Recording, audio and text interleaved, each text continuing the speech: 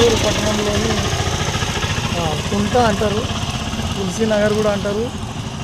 ఇక్కడ పరిస్థితి ఏ విధంగా ఉందంటే, ఇంతకుముందు వర్షం పడ్డది, ఈ నాలాలల్లో నీళ్లు ఆగిపోవడం జరిగింది.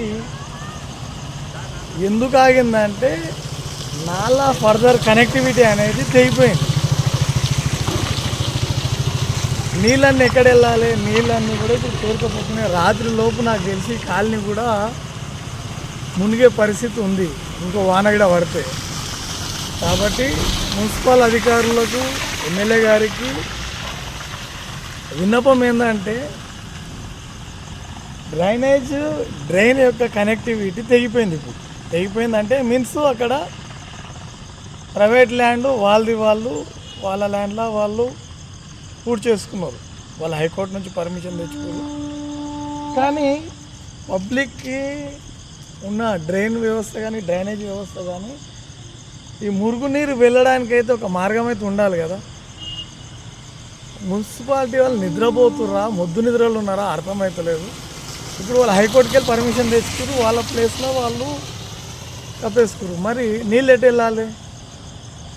ఈరోజు రాత్రి గిట్ట ఇంకో వాన పడితే చెప్తున్నా కదా, కుంట మొత్తము నీళ్ళమయం అవుతుంది. పడవలు తెడ్లు తెచ్చుకోవాలి, లేకపోతే అందరూ బయటికి నడవలేని పరిస్థితి ఉన్నది. ఇప్పుడే చూస్తున్నాం మేము, ఇప్పుడే దాదాపు నీళ్ళన్నీ కూడా పైకి వచ్చేసినాయి.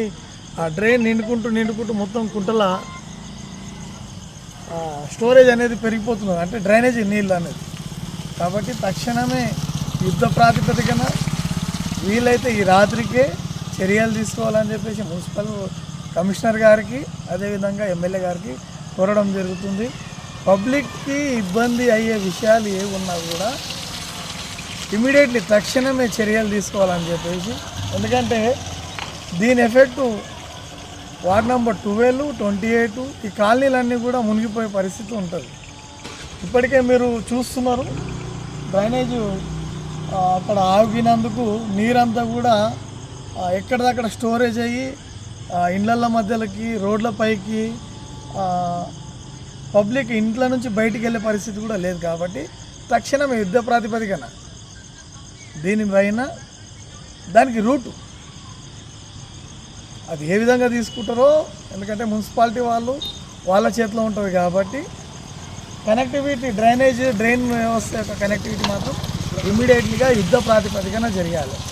లేకుంటే మేము మున్సిపాలిటీని గేరావు చేసే పరిస్థితి ఉంటుంది. కాబట్టి తక్షణమే డ్రైన్ యొక్క వ్యవస్థను చూడవలసిందిగా కోరడం జరుగుతుంది.